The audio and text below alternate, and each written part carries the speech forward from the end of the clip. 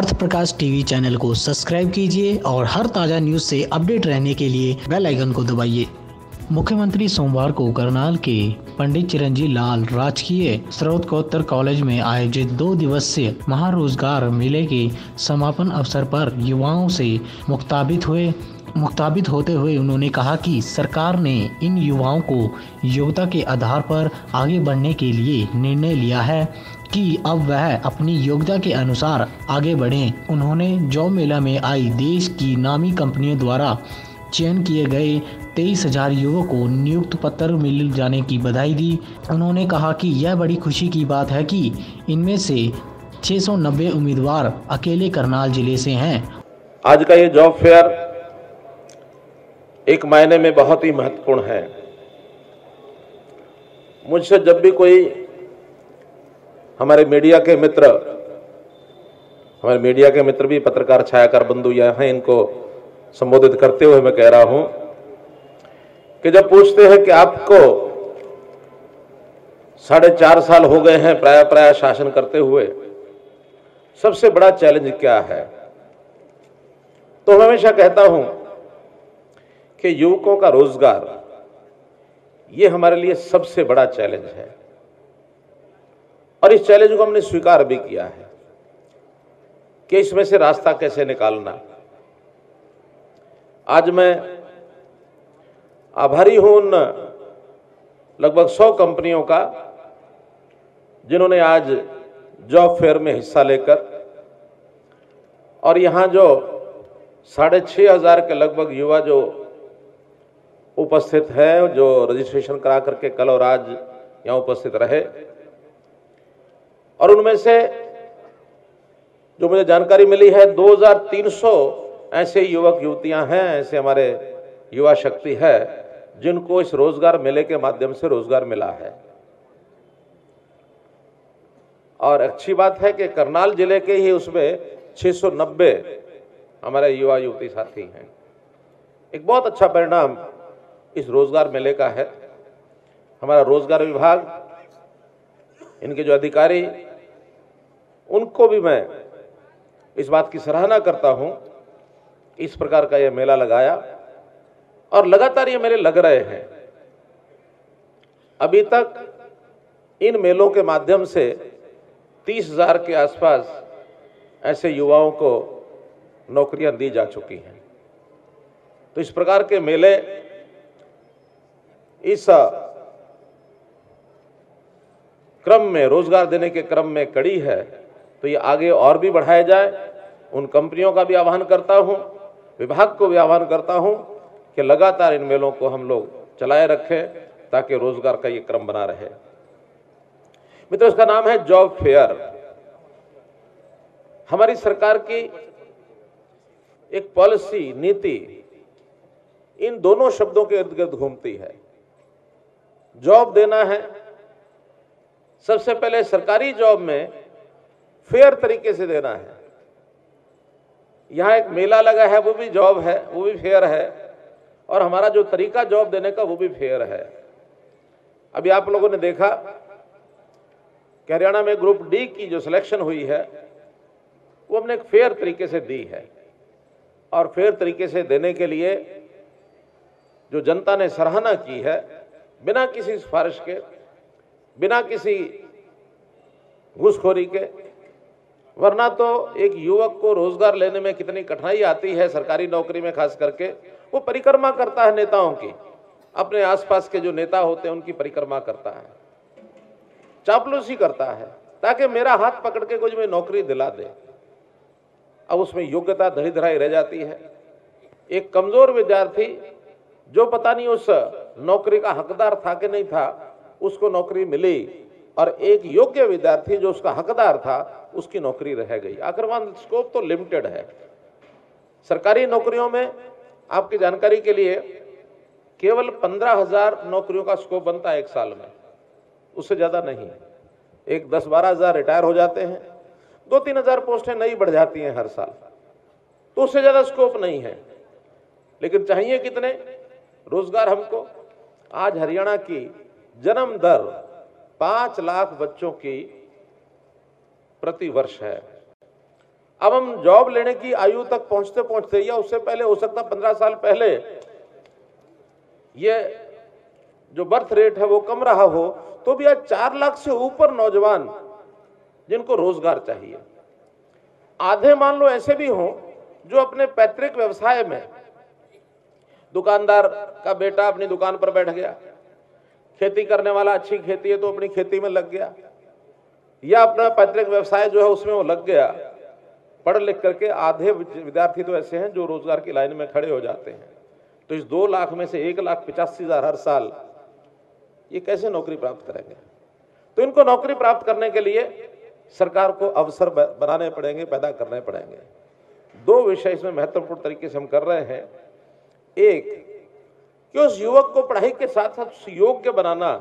योग्यता यानी केवल पढ़ाई की नहीं, पढ़ाई में तो हम 3R एजुकेशन के माध्यम से रीडिंग, राइटिंग, अर्थमेटिक, एक डिग्री फॉर डेकोरेशन आ जाता है हमारे पास। कोई BA पास हो गया, कोई MA पास हो गया, कोई किसी और प्रकार का कोई उसने कोर्स भी कर लिया, लेकिन जब तक उसका हुनर, जब तक उसकी स्किल, इसका विकास नहीं करते, वो विकसित नहीं होती, तब तक कहीं भी प्राइवेट जॉब मिलना बड़ा कठिन होता है। क्योंकि प्राइवेट जॉब वाला हर कोई का चाहता है कि जिस दिन मैं उसको काम पर लेके आऊं, उस दिन वो जो एम्प्लॉयमेंट लेने वाला नौजवान है वो उस दिन से उस काम में लग जाए। अगर उसको कंप्यूटर का काम चाहिए तो कंप्यूटर सीख के आना चाहिए उसको। अगर उसको कहीं मशीन के ऊपर खड़ा करना तो मशीन चलानी आनी चाहिए। टेक्निकल काम छोटे मोटे, जितने टेक्निकल तो हाई क्लास, हाई लेवल के तो कोई कोर्सेज होते हैं, लेकिन बहुत छोटे काम, सेमी स्किल्ड काम में स्किलिंग बहुत जरूरी है। अगर स्किलिंग करके युवक नहीं जाता है तो उसको कोई रोजगार देने वाला नहीं है, वो पहले स्किलिंग वाला ढूंढेगा।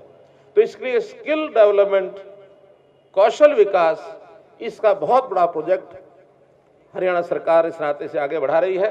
केंद्र की ओर से national skill development council NSDC, बहुत उसके कार्यक्रम चलते हैं, लेकिन वो पर्याप्त नहीं है, सफिशिएंट नहीं है। हमने आगे बढ़ करके अलग से Shri Vishwakarma skill development university ये बनाई, और ये उसके काम शुरू हो गए, उसके कोर्सेज शुरू हो गए हैं। अभी प्रारंभिक उसकी स्थिति है। पलवल के अंदर उसको मैं पिछले साल उसको शुरू किया था, 1 नवंबर को हमने कोर्सेज शुरू किया, उसका भवन बनना शुरू हो गया, और उसी स्थान के ऊपर 4 कोर्सेज का प्रारंभ भी किया जा चुका है। आगे चलकर 3 फेज में ये बनेगा।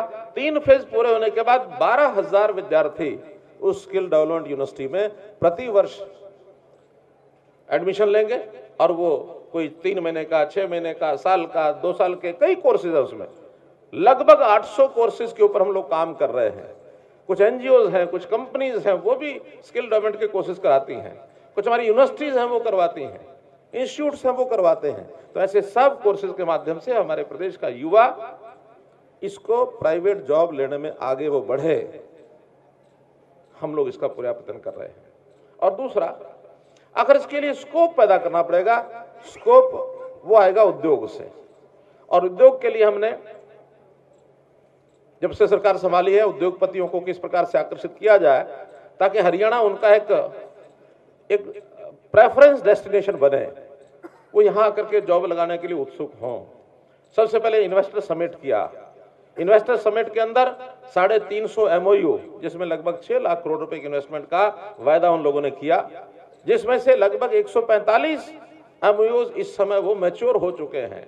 या तो लाइसेंस उन्होंने ले लिए हैं, जमीनें ले ली हैं, इन्वेस्टमेंट करना शुरू कर दिया, उनकी बिल्डिंग, उनकी कंस्ट्रक्शन शुरू हो गई है, इंस्टॉलमेंट एस्टेब्लिशमेंट होनी शुरू हो गई है, और या फिर अभी पाइपलाइन में जो बाकी हैं उनसे भी बातचीत चल रही है। हर इंडस्ट्री के साथ हमने रिलेशनशिप मैनेजर लगाया कि आपने MOU किया, आप आइए हमारे यहाँ।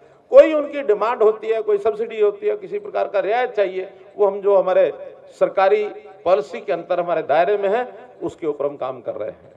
इसके लिए कुछ स्पेशल कंसेशंस एरिया वाइज भी दिए हमने, कि जो हमारे ब्लॉक्स C और D है, हरियाणा के 4 प्रकार के block A, B, C, D। C और D ब्लॉक में प्राथमिकता हम देते हैं कि हरियाणा के युवक को आप एम्प्लॉयमेंट दीजिए।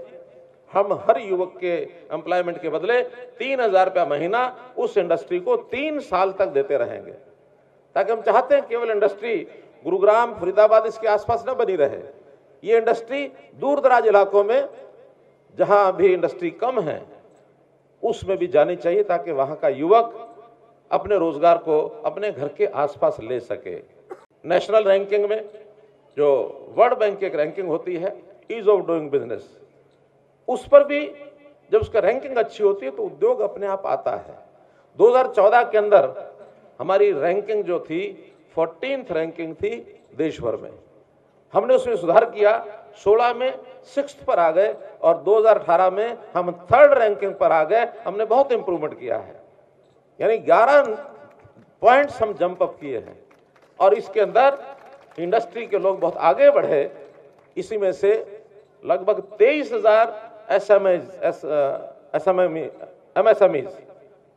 MSMEs की इंडस्ट्री वो हरियाणा में लगी है अभी 4 सालों के अंदर, जिसके अंदर लगभग 1.5 लाख युवकों को प्राइवेट लोगों ने रोजगार दिया है। तो ये रोजगार निरंतर इस प्रकार का बढ़ रहा है। साथ साथ हम क्या कर रहे हैं कि लोग सेल्फ एम्प्लॉयमेंट स्कीम में जाएं, अपना कोई ना कोई उद्योग खड़ा करें। इसके लिए मुद्रा स्कीम, बैंकों को कहा कि आप लोन दीजिए विदाउट एनी गारंटी, जिसको कहना चाहिए कोलेटरल श्योरिटी, लोन दीजिए। जो काम सामने वाला कर सकता है, जिसकी प्रोजेक्ट रिपोर्ट उनको पसंद आती है, उसको लोन देते हैं। लोन लेने में कमी नहीं है। प्रधानमंत्री जी ने स्वयं ऐसे युवकों के लिए मेक इन इंडिया योजना में, स्टार्टअप इंडिया योजना में 1 करोड़ रुपए तक का लोन बैंकों को एक हिदायत दी कि अगर व्यक्ति के पास कोई ऐसा हुनर है, उसकी योग्यता है, उसकी डीपीआर आपको पसंद आए, तो 1 घंटे के अंदर, बल्कि 1 घंटा भी मैं कह रहा हूं, उन्होंने एक शब्द प्रयोग किया था, 59 मिनट्स में 1 करोड़ रुपए तक का लोन ये सैंक्शन करिए, और उस योजना पर काम कर रहे हैं। तो इस प्रकार से सेल्फ एम्प्लॉयमेंट स्कीम में भी युवाओं को हम रोजगार देने के लिए आगे बढ़ रहे हैं। हम ऐसा सोचकर चल रहे हैं कि आगे आने वाले समय में रोजगार देने में हरियाणा पीछे नहीं रहेगा। हरियाणा का कोई युवक वो बेरोजगार न रहे, इसके लिए हम प्रयत्न कर रहे हैं। ऐसे युवा जो ग्रेजुएट्स हो गए हैं, पोस्ट ग्रेजुएट्स हो गए हैं और उनको रोजगार नहीं मिल रहा है, जब तक रोजगार नहीं मिलता तब तक उनको 3 साल के लिए हम एक नए प्रकार की सहायता देते हैं, वो है सक्षम युवा। सक्षम युवा में उनको रजिस्ट्रेशन के बाद 100 घंटे का काम ये सरकार की ओर से दिया जाता है, और उस 100 घंटे के काम के बदले उनको 7,500 रुपया ग्रेजुएट को, 9,000 रुपया पोस्ट ग्रेजुएट को, ताकि वो खाली न रहे। 100 घंटे के काम के बदले कुछ पैसा अगर उसके पास जेब में आएगा तो अपने आप को आगे बढ़ाने में, फॉर्म भरना है, कहीं ट्रेनिंग लेनी है, कहीं उसको कोई फीस भरनी है, तो उस नाते से उसकी जेब में पैसा हो जाए, पढ़ाई लिखाई के बाद भी अपने माता पिता पर बोझ न रहे। इसके अंदर भी 59,000 युवकों ने 59,000 इस प्रकार के ग्रेजुएट पोस्ट ग्रेजुएट में से 48,000 लोगों को हम किसी ना किसी रूप में काम दे चुके हैं। और बहुत लोग साल 2 साल काम करते हैं, अपना कोई ना कोई रोजगार उनको मिल जाता है, वो अपने आप को डी रजिस्टर कर लेते हैं। हम चाहते हैं जल्दी आए और जल्दी कोई ना कोई जॉब लेकर के वो उसमें से डी रजिस्टर भी हो, ताकि हर साल नए ग्रेजुएट्स जो होंगे वो उसके अंदर एंट्री पा सकें, उनको भी हम काम दे सकें। अप्रेंटिसशिप का काम, जो इस प्रकार के इंडस्ट्रियल ट्रेनिंग के, प्रोफेशनल ट्रेनिंग के कोर्सेज करते हैं, ऐसे जितने भी पास कर लेते हैं विद्यार्थी, उनको डिफरेंट जो लोकेशंस हैं उसमें उनको अप्रेंटिसशिप मिले। और ये अप्रेंटिसशिप एक्ट के अंतर्गत अभी तक इंडस्ट्री बिल्कुल अप्रेंटिस के लोगों को एंटरटेनमेंट नहीं देती थी, एंटरटेन नहीं करती थी, लेकिन अब वो एंटरटेन करने लग गए। हमने उनको थोड़ा सा आग्रह किया कि 5 to 10% आपकी जो एम्प्लॉयमेंट है उसमें आपको अप्रेंटिसशिप देनी ही चाहिए। और आपकी जानकारी के लिए हरियाणा इस विषय में सब प्रदेशों से आगे बढ़ गया है। हमको इस अप्रेंटिसशिप एक्ट के अंतर्गत पिछले साल फर्स्ट प्राइज मिला हरियाणा के अंदर। इसमें भी लगभग 60,000 युवकों को अप्रेंटिसशिप मिला है। तो ये सारे हैं विषय आगे बढ़ाने के लिए। युवा जो है कहीं से प्रारंभ करे, अप्रेंटिसशिप से करे, सक्षम से करे, कहीं उसको प्राइवेट रोजगार में छोटी नौकरी मिले, बड़ी मिले, वो एक बार उसको में लग जाए। एक बार अगर वो स्टार्ट हो जाता है, उसकी गाड़ी स्टार्ट होती है, तो व्यक्ति अपने आप आगे बढ़ जाता है। आगे बढ़ने का बहुत स्कोप है, कोई सीमा नहीं है, स्काई इज द लिमिट, कहीं तक आदमी पहुंच जाता है। हमारा युवक वो एक स्टेटस सिंबल अपना बना करके, मैं पढ़ा लिखा युवक हूं, मैं ये छोटा काम करूंगा, मैं दाद देता हूं। 18,218 जो युवक अभी डी ग्रुप के अंदर गए हैं, उसके अंदर कई तो MA, MCOM, IT, IIT ये ट्रेंड नौजवान हैं और ग्रुप डी की नौकरी ले गए। हमको बड़ा अजीब लगा कि इनको 4th क्लास का काम अगर करना पड़ेगा तो इनके मन में बड़ा क्रोध रहेगा। कल ही चीफ सेक्रेटरी को कहा एक रास्ता इनके लिए खोल दो कि आगे से ज्वाइन करें और उसके बाद किसी प्रकार का एग्जाम इनको देना, अपने आप को आगे बढ़ाने के लिए, बढ़ने के लिए कोई एनओसी नहीं लेना पड़ेगा, कोई एनओसी नहीं लेना पड़ेगा। आज ये ग्रुप डी में है, कल ये उच्च पद के ऊपर जाकर कहीं प्रशासनिक सेवा में भी जाकर के ऊंचे पद पर जाए तो इनको रास्ते खुले जाने देना चाहिए। बल्कि हम तो ऐसे लोगों को प्रमोट करते हैं कि ऐसे जो नई नौकरी में आते हैं, हरियाणा में पहले से नौकरी कर रहे हैं, ऐसे लोगों को 1 साल अगर वो नौकरी किसी विभाग में करता है तो उसको आधा अंक एक्सपीरियंस का भी दे देना चाहिए। 10 साल नौकरी का करता है तो 5 अंक उसको एक्सपीरियंस के देने चाहिए, ताकि उसको आगे बढ़ने में 10 साल उसने काम किया हरियाणा सरकार में, किसी भी लेवल पर किया तो 5 अंक उसको मिलेंगे, प्राथमिकता मिलेगी। हमने अंत्योदय के नाते से जो गरीब परिवार हैं उनको भी काम करने का अवसर पहले मिलना चाहिए। एक पॉलिसी अभी पिछली बार बनाई, इसी साल में बनाई है, जो कोर्ट में चैलेंज हुई और कोर्ट ने उसको अपहोल्ड किया। क्या कि जिस परिवार में एक भी सरकारी नौकरी नहीं है उस परिवार के बच्चे को 5 अंक अलग से स्पेशल मिलेंगे। उस परिवार को एक आदमी उसकी नौकरी लगना चाहिए। ठीक है, हम किसी के विरोधी नहीं है, लेकिन एक परिवार तो ऐसा है जिसके अंदर पति पत्नी बच्चे 4-6 नौकरियां इकट्ठे लगे हुए। एक परिवार है, एक को भी अवसर नहीं मिला, तो इसको एक को अवसर मिल जाए, कम से कम उसकी गाड़ी चल जाएगी। और इन 18,000 में से 12,000 विद्यार्थी ऐसे हैं जो ऐसे परिवारों से जिसके परिवार में एक भी नौकरी नहीं थी। 12,000 परिवार।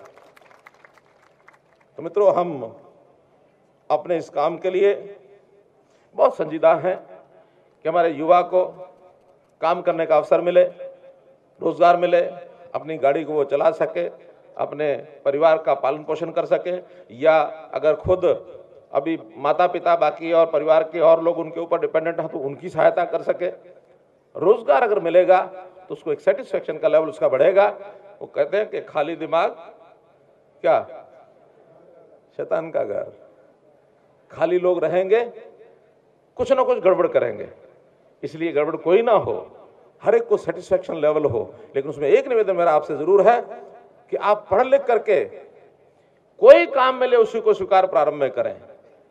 और दूसरा एक बड़ा विषय मैं बोल रहा हूं, हम जॉब सीकर हैं, ठीक है, आज हमको जॉब चाहिए, आज हम जॉब सीकर हैं, लेकिन आगे चल करके अपने आप को इतना आगे बढ़ाएं, make in India, skill India, digital India, startup India, कितनी योजनाएं सरकार की हैं, उनके माध्यम से अपने आप को इस लेवल तक ले जाओ कि एक दिन हम जॉब सीकर की बजाय जॉब गिवर बन जाएं। हम दूसरों को जॉब देंगे, लेकिन कभी भी जॉब बैगर मत बनिए। जॉब सीकर तो बनिए, जॉब बैगर मत बनिए। जॉब बैगर वही होता है जो अपनी योग्यता न पैदा करके, बिना योग्यता के बैगिंग करके वो आगे बढ़ना चाहता है। उसका उपयोग न तो अपने को है, न देश को है, न समाज को है, उसका उपयोग किसी को नहीं है। हम भी मान लो इस बैगिंग के माध्यम से कहीं से कोई नौकरी ले लेंगे तो सारी आयु, सारी उम्र अपने आप को कचोटेंगे कि मैंने काम जो ले लिया मुझे करना तो आता नहीं है। हम इस देश के निर्माता बने, इस समाज के प्रति योगदान हमारा है उसको पूरा करें, मेहनत करें।